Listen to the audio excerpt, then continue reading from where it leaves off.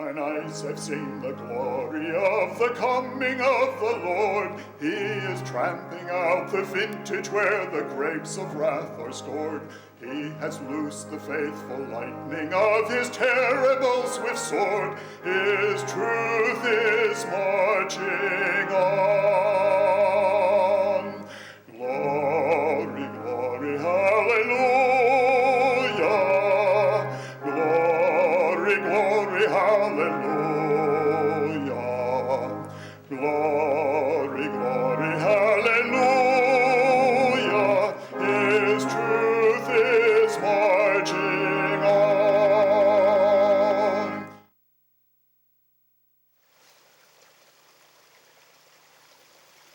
It's amazing what you can find if you just stop to look for it.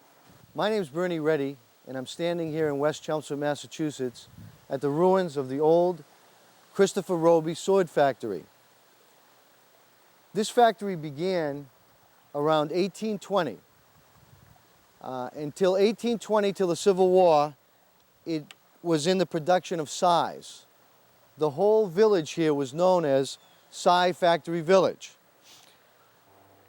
And we're hoping to explore it today and show you what used to be here.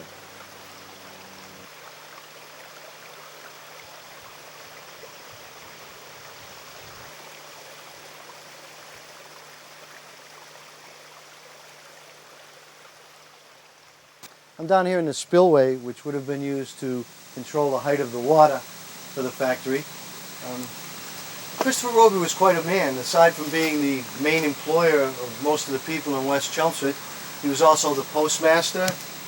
He was the state representative to Boston from Chelmsford. He also formed Troop F, which was kind of like the National Guard of its day, in response to the fear that the Confederates were coming down from Canada to invade New England.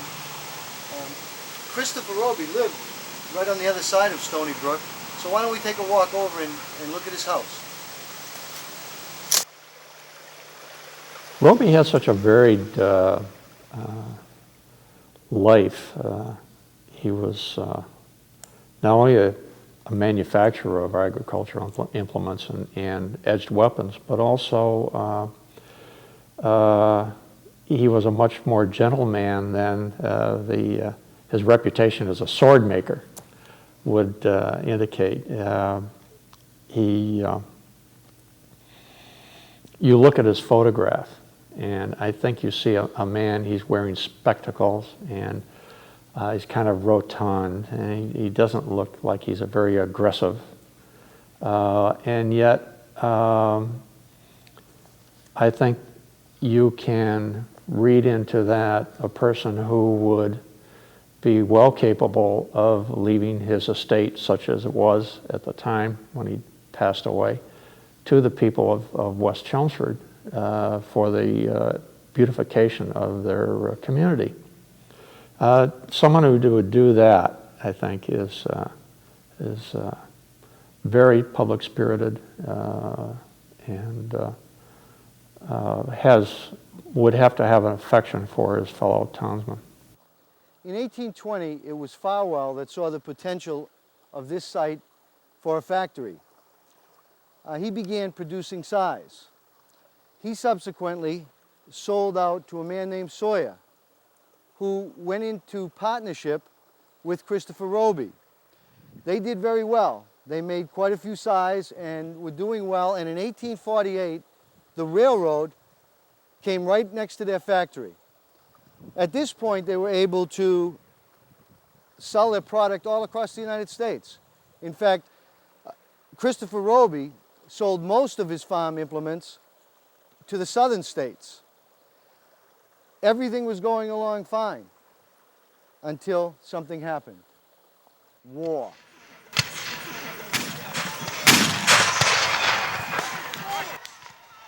During the war, his factory must have undergone some changes in technology that would warrant or that were reflected in the large volume of production that he was getting into. I mean, you can look at the records. There's Executive Document 99 that lists all the suppliers to the Union during the Civil War. And he produced, the numbers of the contracts show that he produced well over 48,000 swords for the Union. And that's not including officers' presentation swords or Masonic swords or anything else. These were contract military swords. And in order to produce that volume with the type of steel that was required, he would have had to have instituted some new technology, particularly the use of cast steel. Ames had done it up in Chicopee, and the other manufacturers were having to, I think there were more than 25 contractors supplying swords to the Union during the Civil War. And they all had to tool up to do that. And whether or not the factory was originally large enough to handle fabrication of cast steel, I don't know. He would have also have had to add brass foundry work as well. And the handles of swords, leather wrapping and wire twisting, braid for the handles to meet federal specifications would certainly require more advanced technology than was required for a sickle or a scythe. I mean, those handles did not have to be wrapped. So he's going from a straight forging and woodworking proposition into foundry work, drawing wire, probably creating the handles with the grooves and the handles on some sort of a pantograph lathe. All this requires much more advanced technology than for the production of simple agricultural tools. I'm here with Spud. Spud's been having a good time down here at the Roby Ruins. He's been playing in Stony Brook. Spud's an old dog, but he's not anywhere near as old as these ruins. When I'm down here, I feel like I'm at Stonehenge. You can see this doorway right here. Through this doorway, thousands of swords were loaded onto trains to be united with Union soldiers. We don't know what happened to most of those swords, but we do know one sword. One sword went to a Union soldier named Charles Albright.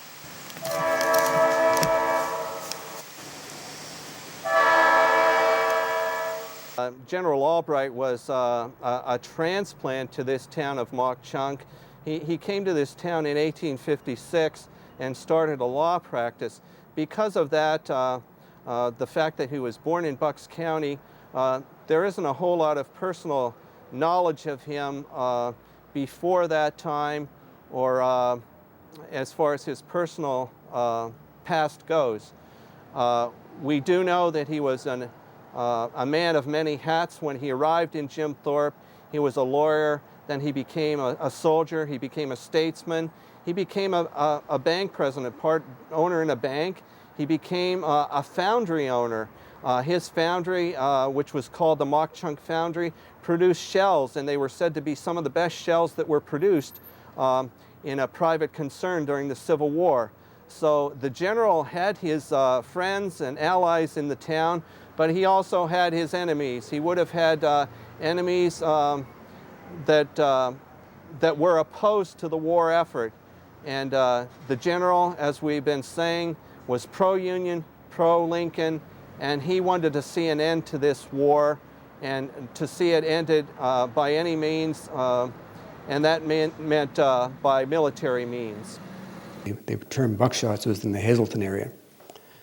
A lot of them were revolting against the method of the draft. if you had $300 in the beginning of the war, you could buy yourself an exemption. You didn't have to go, or assign someone else to go. Mr. Gowan of the Philadelphia Reading Railroad, he was an attorney in Pottsville at the time. He elected to pay his $300.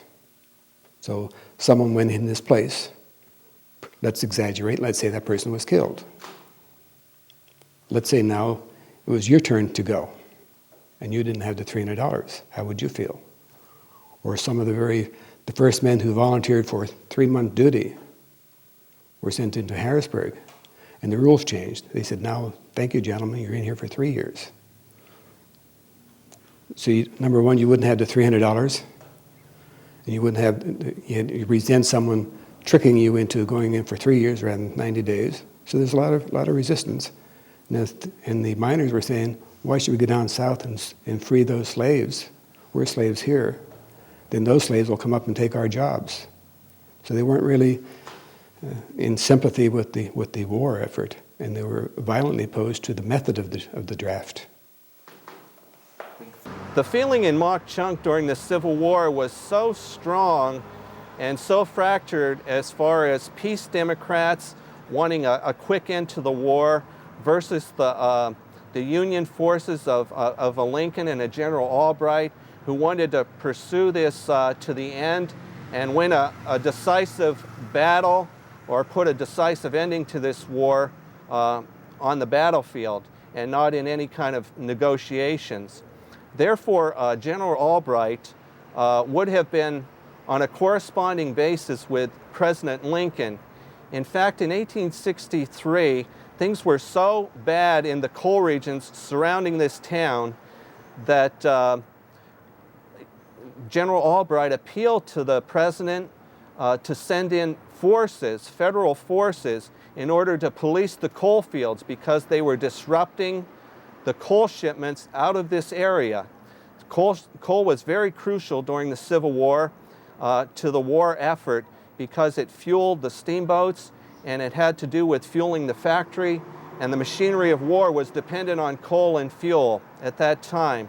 So General Albright, who had a foundry in town, was cognizant of the fact that these coal fields were being sabotaged in cases, people were being murdered, mine bosses were being threatened.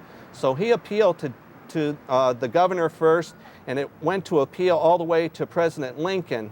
And because of that pressure, by General Albright especially, federal troops were sent here in 1863. In the fall of 1863, the 10th New Jersey Regiment was dispatched to Mauch Chunk. One company was dispatched to this town and also to 6 other locations located around us in the coal regions.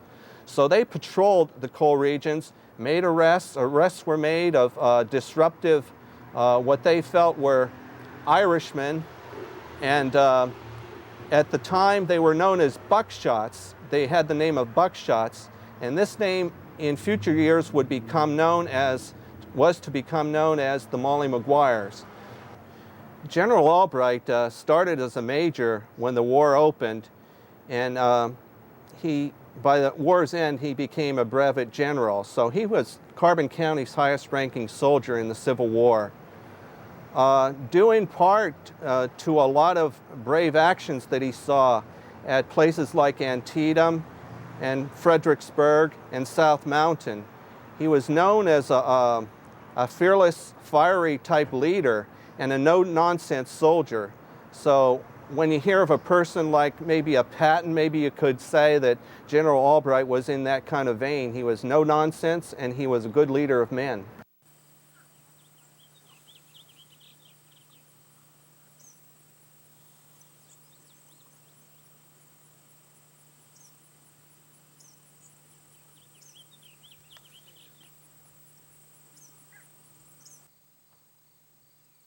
I'm standing here at Antietam Battlefield, where on the morning of September 17th, 1862, the 132nd Regiment Pennsylvania Volunteers came out of the East Woods, way back in here, came by the Roulette Farm, which you can see down the lane, and came up over these small ridges.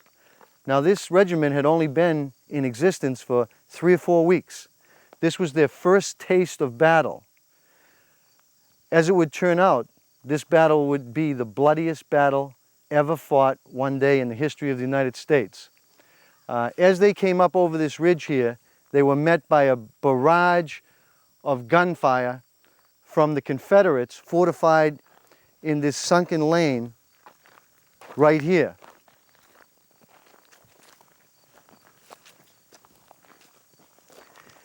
Now, as you can see, looking down this lane, it looks like a natural fortification, and for hours it was. The men of the 132nd had to hug the top of the hill, pop up and shoot, go down again, and others would pop up, and so on for 4 hours. What eventually happened in the Bloody Lane was, instead of becoming a great fortification, which they thought it was, it turned into a death trap for the Confederates. A Union regiment outflanked them, got around so that they were firing right down the side. And all you had to do was shoot a bullet down there and you were sure to hit somebody. All the Confederates were in here. It was a massacre. The leader of the Confederates was taken out, put under a tree where he died, and before he died he said to the Union soldiers, "You've killed all my boys. All my boys are dead." And when they stormed over the battlements here, sure enough, all the Confederates here were dead. They were piled 3 and 4 high right in this lane. And it has the name Bloody Lane. And some of the fiercest fighting of the war took place right here.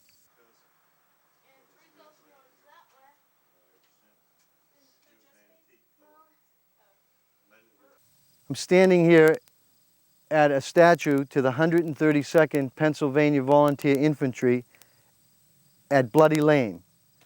The picture on the front of the monument is to Colonel Oakfoot. He was killed right in the opening minutes of this battle. This monument is here as a tribute to the bravery of the 132nd Regiment, charging over this hill with the Confederates down here at point-blank range, decimating their ranks. They showed unbelievable courage. The statue on the top shows a flag bearer with a broken staff, a flag with a broken staff. And when we go to Fredericksburg, I will explain the story behind that flag and flagstaff. It also deals with the 132nd. After this battle at Bloody Lane, Major Albright was promoted to lieutenant colonel for bravery shown on the battlefield.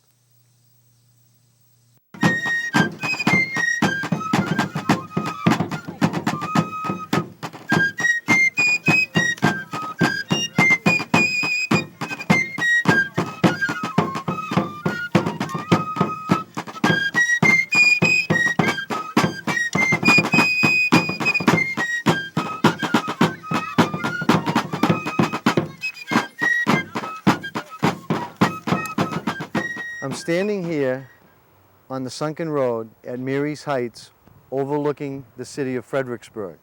It was from these fortifications that the Confederates poured down shots onto the Union Army. General Burnside had successfully crossed the Rappahannock River and driven the Confederates out of Fredericksburg.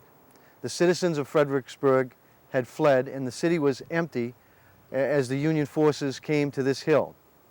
Wave after wave of Union forces tried to take Mary's Heights, unsuccessfully. Lieutenant Colonel Charles Albright led the second wave up the hill. The Confederates were firing so heavy down on the men that as they came up the hill, they were turning as somebody would turn in a hurricane to avoid the rain, only this time they were turning and coming up the hill to avoid gunshots. No Union soldier made it up to Mary's Heights. It was a complete disaster for the Union Army. The Confederate artillery officer was asked if he had the hill covered. And his statement was, "I've got that hill so covered that a chicken couldn't live on it. After valiantly trying to scale these heights, the 132nd Pennsylvania Infantry retreated back down the mountain. They were taking cover anywhere they could, behind dead bodies, abandoned buildings. It was an extremely cold day here in Fredericksburg on December 13th, and the wounded were freezing to death, crying out, asking for help. It was a very long, long night. Eventually, General Burnside called a retreat, and the Union forces went back across the Rappahannock River. In this unsuccessful attempt to scale Marye's Height, the Union Army lost over 15,000 men, and they are buried right up here at the top of the hill at Fredericksburg National Cemetery.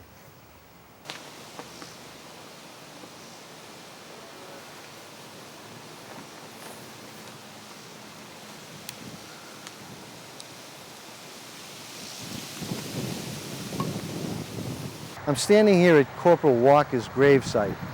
Corporal Walker is the only known member of the 132nd Regiment buried here. All the other men of the 132nd Regiment that died scaling Marye's Heights have been buried here, and their graves are unknown. In those graves are 6 men who carried the flag of the 132nd Regiment. At Antietam Battlefield, at the Bloody Lane, there is a monument to the 132nd. On the top of that monument is a statue of a soldier holding a flag with a broken staff. That was taken from the assault on Marye's Heights here at Fredericksburg. 6 men, each time they were shot down, another man would grab the flag, and 6 men were killed scaling Marye's Heights, just keeping that flag from touching the ground. The last person that carried that flag was found in a church in Fredericksburg, dead, with the regimental flag.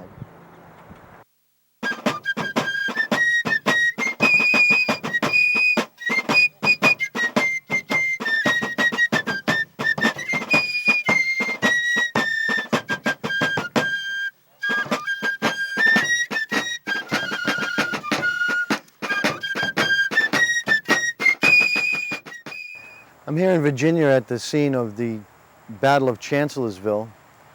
If I can give you a little background as to how this battle took place. After the defeat of the Union Army in Fredericksburg, General Burnside was replaced with Fighting Joe Hooker from Massachusetts. Joe Hooker had a brilliant battle plan devised where he was going to move down the Rappahannock River, outflank Lee, and come up behind him at Fredericksburg. Lee showed his brilliance once again in the fact that he divided his army in front of superior forces. Hooker had about twice as many men as Lee had, yet Lee still divided his army and brought a part of his army over towards Chancellorsville to meet Hooker. When he got to Chancellorsville, he again took a daring chance and divided his army a second time. General Stonewall Jackson took a part of the army and outflanked the right side of the Union forces. He then drove the 11th Regiment down a plank road in panic. These soldiers panicked and ran right down this road, right into the rest of the Union forces. And the whole army seemed to break into panic. At this point is where the 132nd comes in to this battle. They were one of Hooker's last lines of defense. As these panicked soldiers were running down the plank road through their lines, their job was to calm these soldiers, turn them around, and get them to fight again. And it was a very difficult job. One of the things that really saved the Union Army at this point, and it's kind of strange, they brought the Army band up, and they had the band playing the Star-Spangled Banner. And as the panicked soldiers came running down the plank road, they seemed, when they heard and our flag was still there and this type of thing, calmed down, turned around, and with the 132nd and some other regiments actually held the line against Stonewall Jackson. Nightfall came, and it was at this point that Jackson was out looking over his forward lines and was actually shot by his own men. Lee, upon hearing this, at this point Jackson's left arm was amputated, and Lee heard that Jackson's left arm had been amputated, and he said, Jackson may have lost his left arm, but I lost my right arm. And it indeed was a blow to the Confederacy, even though this was probably the most brilliant campaign Lee ever engineered. It was a blow to the Confederacy because in a few days Stonewall Jackson died. As the Union forces backed up, there's some controversy as to what Fighting Joe Hooker was doing during this time. Lieutenant Colonel Albright had been promoted to Colonel Albright because of his bravery at the Battle of Fredericksburg. He actually went into the tent of Hooker, and he believed, in his writings, he stated that he thought Hooker was drunk. And a lot of the facts seem to substantiate that in the fact that for 8 hours, no commands were given as to what the Union Army should do. And because Lee was all over the place and they were just sitting there. And had he been injured, as was the story, his next in command would have taken over and given some orders. But nothing took place. So Albright felt that he was intoxicated. What Hooker then did when he did resume command was he just backed his army back across the Rappahannock and left in defeat, utter defeat. So we had the Battle of Fredericksburg, a defeat for Burnside. That was in December. Then we go down to May, the first week in May. Fighting Joe Hooker is routed by Lee. In a minute, I'm going to take you over to the site where the 132nd was. As you can see, this is all woods and thick places, and men were running through this. Very hard to fight in this, especially, you can imagine what a regiment of panicked men running through this kind of brush and thicket. It must have been a horrible situation with the Confederates right on their heels shooting at them. And so we'll go to take a look at the exact spot where the 132nd held the line of defense against Stonewall Jackson. This area right in here is the actual spot where the 132nd stood as part of General Hooker's last stand against the Confederates at Chancellorsville. They succeeded in stopping the Confederates from pushing them any farther back, and held this position for a day or so while Hooker's army retreated back across the river. They were a very demoralized army at this time. They felt that their leadership had let them down, and I think they were right. For a whole day, while Lee maneuvered all over the place, the Union Army just sat here bottled up in Chancellorsville with superior numbers. But the Confederates were able to outmaneuver them with superior generaling. And so as this army moved out, they were very, very demoralized. And it wasn't that the men didn't fight hard and weren't patriotic and didn't believe in their cause. They just seemed to be not able to get a general equal to Robert E. Lee or Stonewall Jackson. And it would take a little while longer before the Union would come up with a general to be the equal of those two.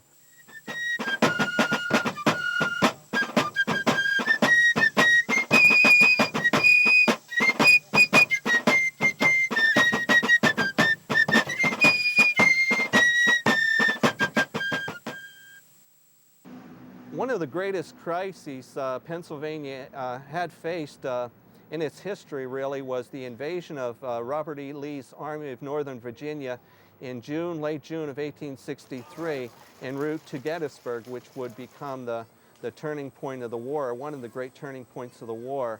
Because of that threat, weeks in advance, as much as 2 weeks in advance, local newspapers were following the course of Robert E. Lee's armies up to the Pennsylvania border. When they crossed the border, it would have been late June of 1863, and at that time, feelings on the town levels throughout Pennsylvania were at a fever pitch. There was very much, things were very tight between people wanting to have recruits and emergency troops raised very quickly. And General Albright, because of that threat to Pennsylvania, felt it his duty to help raise a militia, and he did so. He raised the 34th Pennsylvania Militia in response to General Lee's invasion of Pennsylvania in late June of 1863.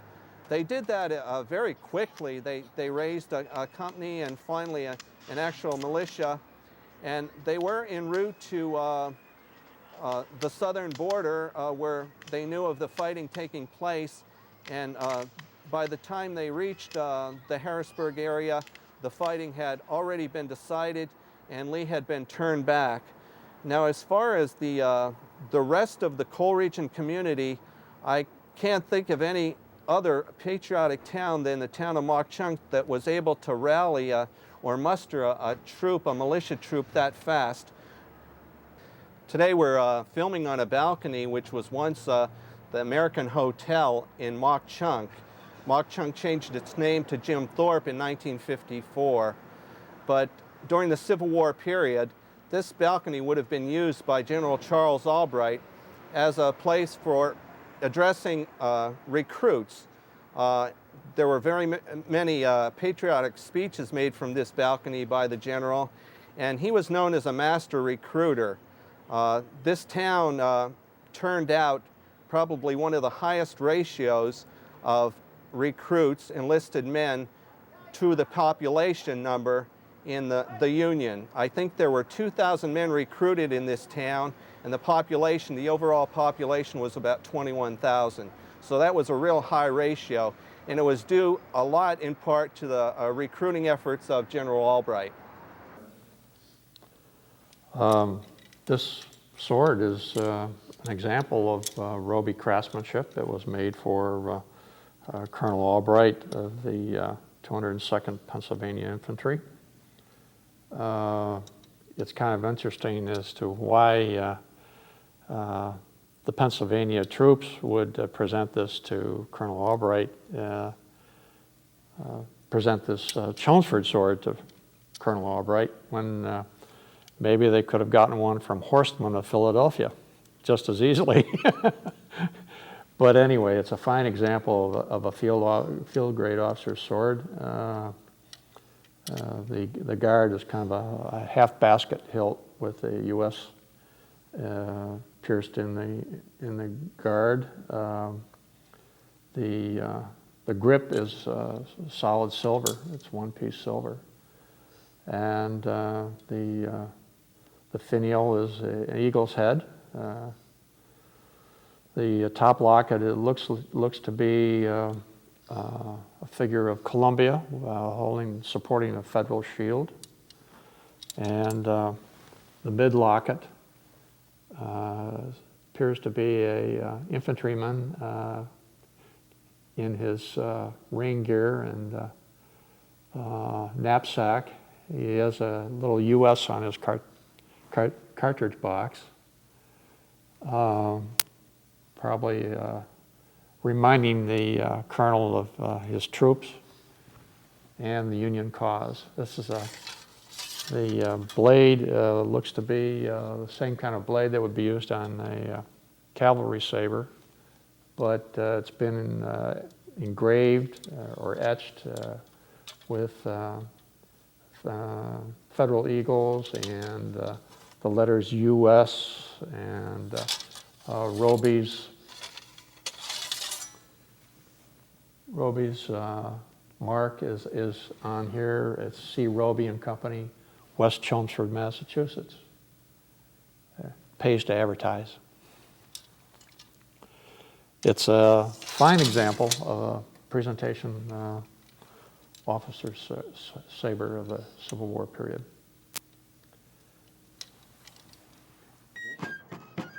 General Albright had an important role near the end of the war with the 202nd Regiment, which he helped raise. He was put as it seemed to be like a policing type duty at the time, but it was actually a pretty delicate job. He was faced with, in many cases, dealing with partisans and guerrilla types of like a John Mosby, a Colonel John Mosby. And for that reason alone, it was hazardous duty. His job was to protect the Union railroads in south of Washington, D.C., and it was a critical job because they had to maintain that, that transportation link. And in one case, the case which is probably most famous for General Albright, the place where he actually won his brevet to brigadier general, was in defeating a group of Mosby's men while protecting it, the railroad, or doing this police type work. The account goes that he rode full force into a group of the enemy, and he had his pistols blazing. And this wasn't uncharacteristic. There are cases too in the Civil War, the cases of Antietam and Fredericksburg, where he was a strong leader of men, where he would have been fearless in battle, and he earned his spurs in those engagements also.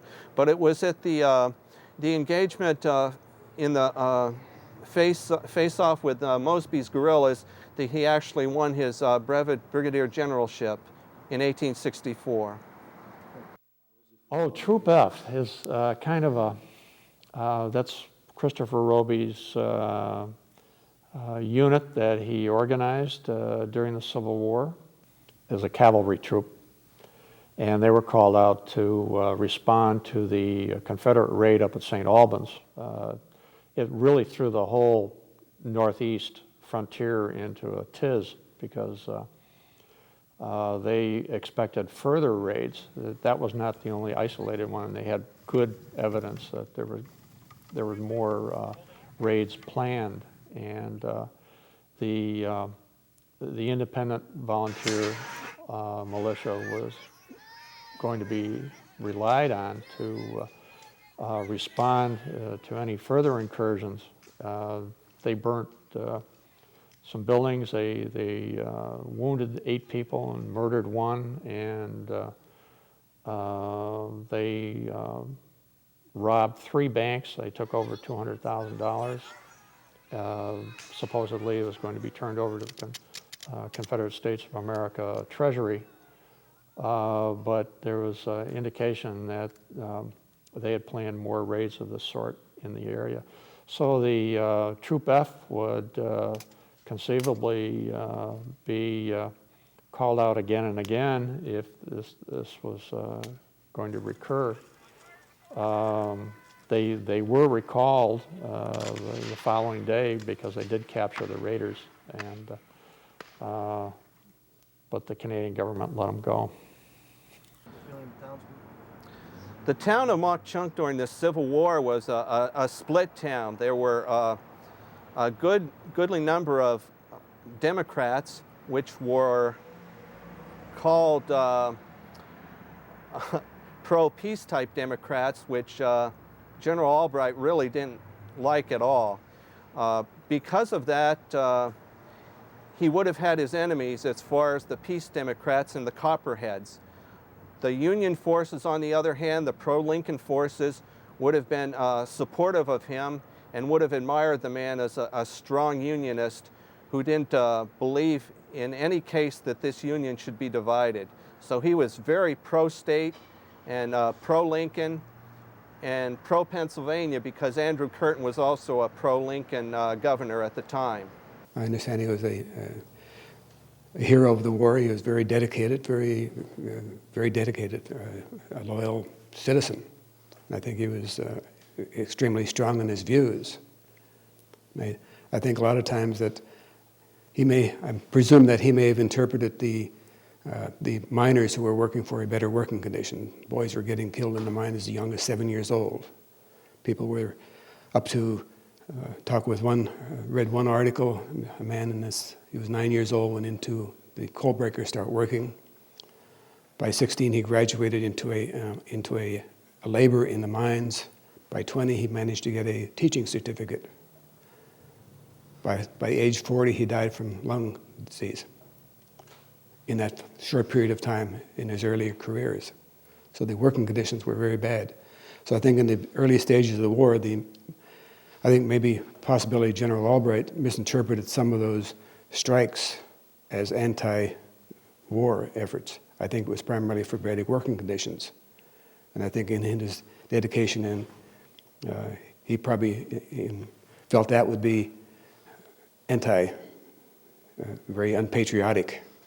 So I think he misinterpreted sometimes, maybe exaggerated. General Albright was involved in politics, as far as I could tell, from 1860 when he was a delegate to the Republican convention to nominate Abraham Lincoln. After the war ended, he re-entered politics. He took off his uniform and his role as a soldier and took on the role of a statesman and citizen. And he became a state representative, a U.S. representative, after the war ended, a one-termer. He served for 2 or 3 years, I believe. So he was a statesman. He knew his way around political circles. There was correspondence between General Albright and Andrew Curtin throughout the Civil War, and even in some instances he went all the way to the top and corresponded with Abraham Lincoln. So he knew his way around the political circles. Also, I think it's interesting that while all this was going on, he was also postmaster. Now, normally that's a full-time job for somebody, and yet he was able to fulfill that for a number of years. I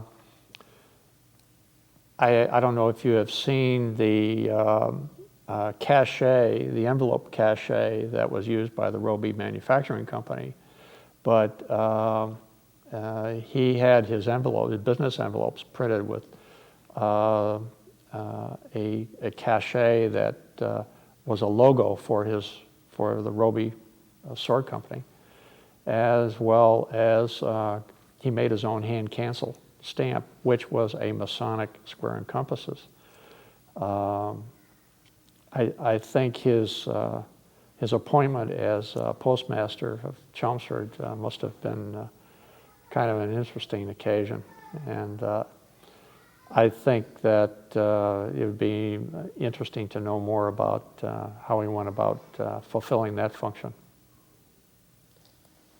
One thing I grew to understand about Charles Albright from my reading of him and researching on him was that he was strictly a law enforcement type individual and a very pro-Constitution individual. He believed in the death sentence wholeheartedly for criminals who took another life. He believed in the death sentence at that time. And because of the hardships caused in the coal regions through the 1860s and 1870s, there was destruction of the coal pits, the coal apparatus, but also there were deaths. There were actual deaths to mine owners and individuals. And in one case in Tamaqua, there was a policeman killed also. And the finger pointing, the blame was always almost to every instance of a death of that nature pointed at the Irish.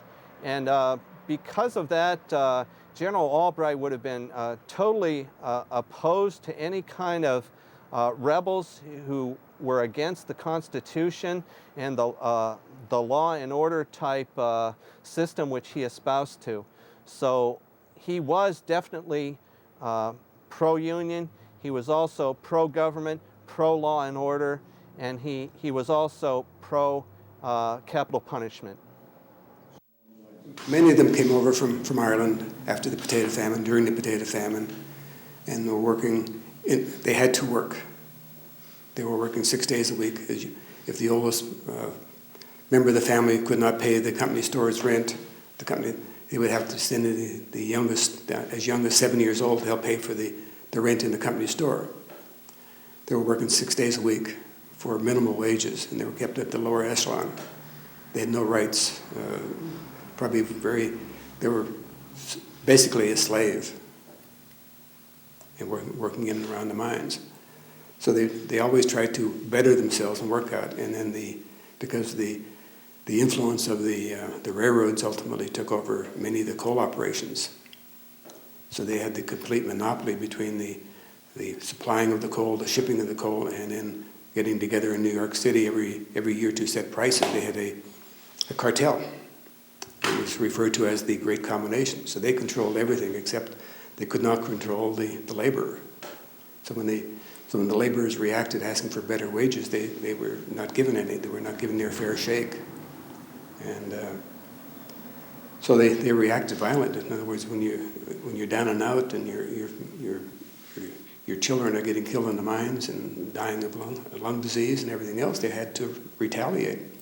And I think some of them have, for every action there's a reaction, so both sides were reacting in violent days. There was also a group called the Murdochs, which was a vigilante type, basically the anti-Irish Catholic. So there was both sides. However, when Pinkerton, when he wrote his books on the subject, naturally he was, shall we say, a little prejudiced. Yes. And so that side always came out, and I think in recent years the other side is beginning to come out. General Albright, as a prosecutor in the Molly Maguire trials, would have been wholeheartedly in back of what he believed. He wasn't one to back down to any kind of pressure, and if he had a cause, whether it be the Union cause in the Civil War, or recruiting men for that cause, or putting to trial perpetrators of destruction and even perpetrators of murder, he would have wholeheartedly been behind a cause of that type. He was a kind of individual that didn't back down. He was strong. He was very intensely oriented toward bringing about justice, and because of that, he was an able prosecutor in the Molly Maguire trials. Basically, there were some of the major riots against the draft was in New York. And also up in a little town called Audenried. It's hardly even existing today. It's a small little mining town. Probably the population right now might be a few hundred people. It was a hotbed of, I think, some of the men that were some of the original volunteers. One colliery owner, mine operator, Mr. Smith, he was, according to various books I've written, supplying names to probably the more radical, let's say the Buckshots, to the draft board, to the provost marshal. Now, I'm not sure whether Albright was in there. Some people say Albright was acting as the recruiting officer in Carbon County, in Mark Chunk. So I know the day Mr. Smith, the day before he was killed, the provost marshal left the draft list in his store rather than serving the men. So they left it up to Mr. Smith to hand out these names. So there's a lot of hate built up over these years against, and it points out that Mr. and Mrs. Smith were coming by their 2-horse carriage to Mark Chunk to pick up ammunition and supplies for their store. Mr. Smith is killed. Okay, now we go in. During those violent days, there were several men that were arrested, anti-draft. Thomas Fisher was thrown in jail because he got into a fight one night at the bar, and he and a fellow by the name of Campbell, not John Campbell, and several others were thrown in jail. Again, against the argument, the pros and cons of the Civil War and the draft and everything else, and anyway, they threw him in jail. In the meantime, Albright now is General Albright, or Mr. Albright was writing to President Lincoln, criticizing the draft dodgers, very similar to the Vietnamese War. He asked for troops to help settle down the Irish. In the meantime, of course, Albright then goes to the war and eventually comes out a general. The man I referred to, Thomas Fisher, was thrown in jail. worked for the, I think in his whole life, he worked for the Lehigh Wilkes-Barre Coal Company under Mr. Parrish. He went from several other communities. He ended up over in Summit Hill. After the war, Albright comes out, General Albright comes out and works for the Wilkes-Barre Coal Company. Fisher also works for the Wilkes-Barre Coal Company. A coal company, Morgan Powell, is killed. Prior to that time, Thomas Fisher was involved in labor negotiations, getting the miners back to work during the long strike. And he had a meeting with Mr. Parrish down here in Mauch Chunk, Jim Thorpe, and there was apparently some rather violent words spoken. The men went back to work, but there was still a grievance. So Thomas Fisher asked Parrish to come down back to Mauch Chunk and renegotiate, which he did. The miners went back to work. In the meantime, Campbell was arrested for another crime. And there was another gentleman by the name of Leisingring who had his large home next to Asa Packer. He was involved with the Wilkes-Barre Coal Company and involved with the labor negotiations. He then wrote, he says, I'm worried about me because I know from Campbell, and are they after me? So he writes a letter to Mr. Leisingring, a friend of his who he's worked under for years. Mr. Leisingring casually mentioned that letter to Mr. Albright. The letter's demanded for coming over to Albright.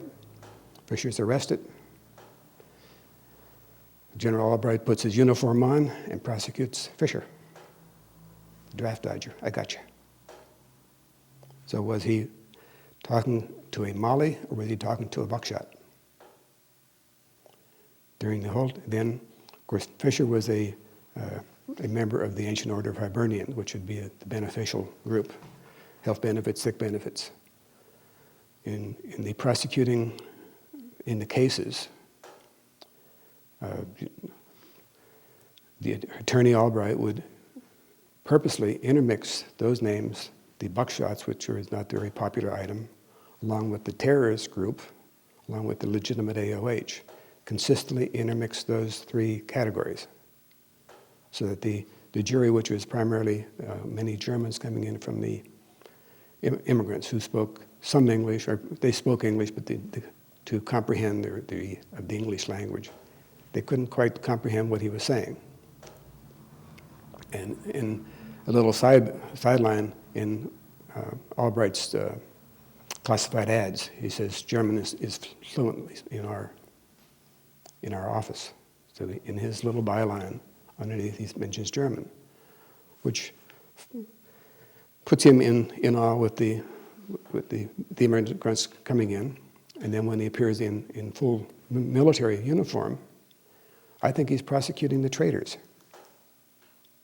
not necessarily the Mollies. During the trials, we talked earlier about Mr. Leisingring. He knew Mr. Fisher, Tom Fisher, very well. I studied Fisher because a lot of people have been calling him Campbell and Kehoe. I thought, well, no one knew about Tom Fisher. But when Mr. Leisingring was brought on the stand as a friend of Mr. Fisher,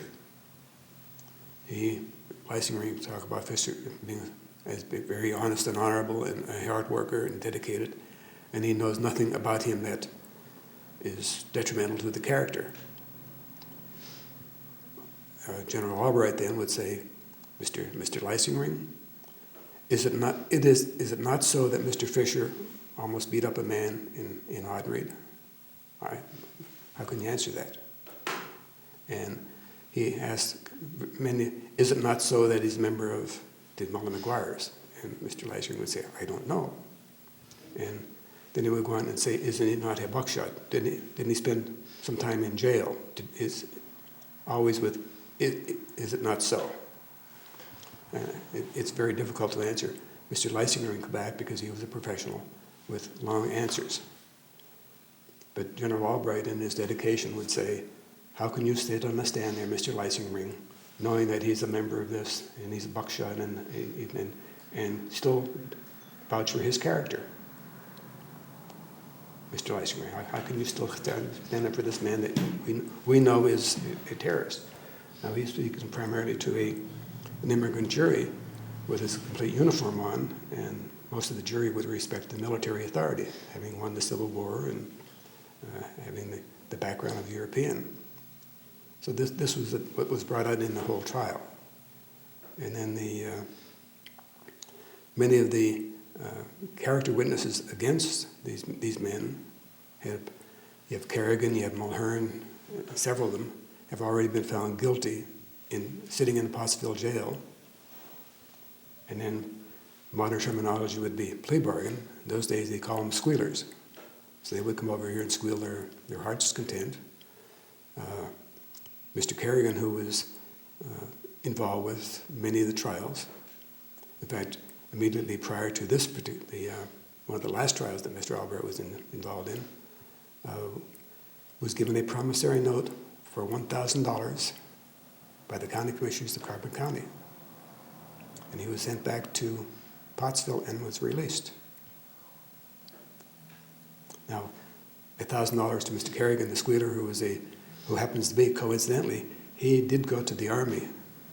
He was an ally for Mr. Albright. I'm not saying that factually, but it's Albright would respect Kerrigan, the squealer, more than he would someone else. It implies an awful lot. General Albright was a dedicated soldier, and in his letters and speeches, he always said, "Death to the traitors, they're traitors forever."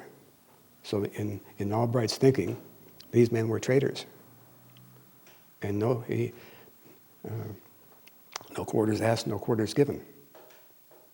So I think when he had these men on the stand, he would do everything in his power to make sure that they were convicted and hanged.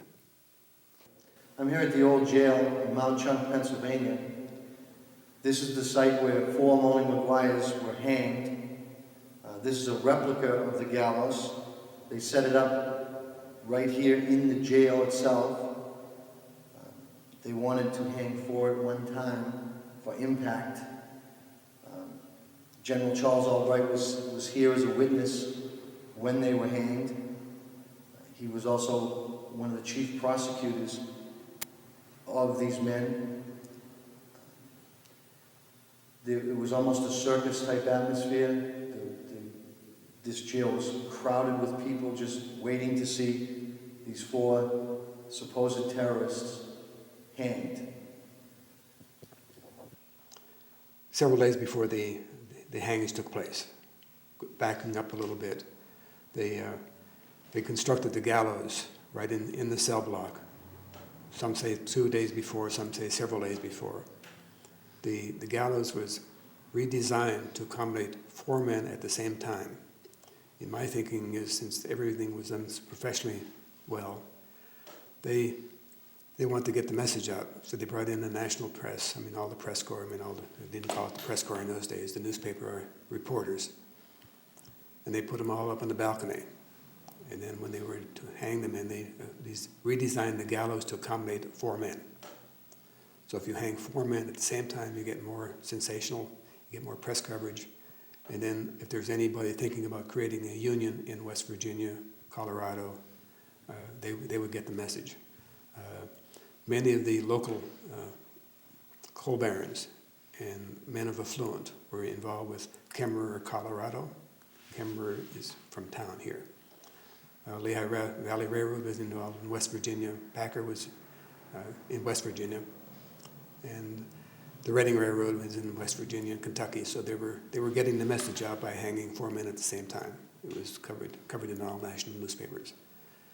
It was more or less, they tried to keep it from a circus atmosphere the way it was open in Bloomsburg years later. But they did open up all the visitors were coming in the day or two before, talking with the prisoners, all the reporters, including members of the men who were being hanged, as well as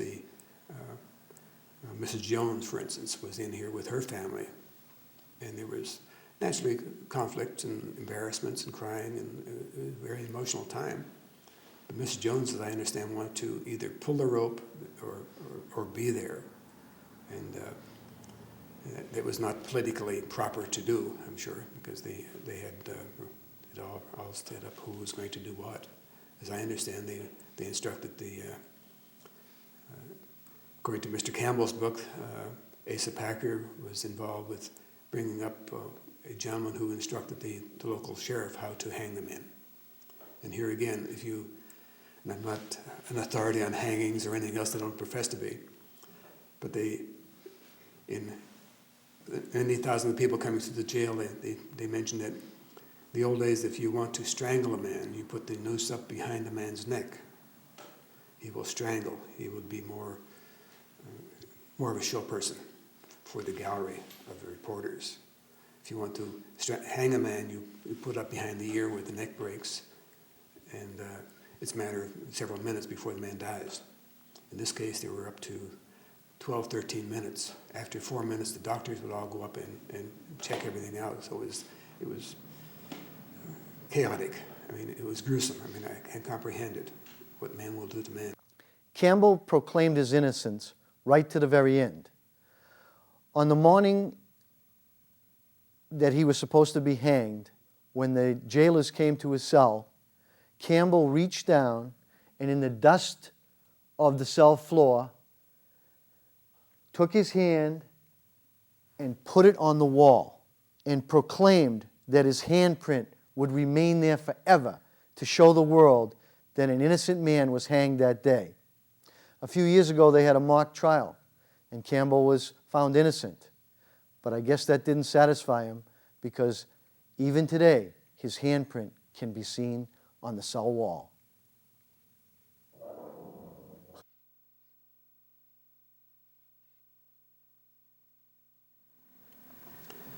The caskets were in this room. They made the caskets up and they laid them out in the living room here.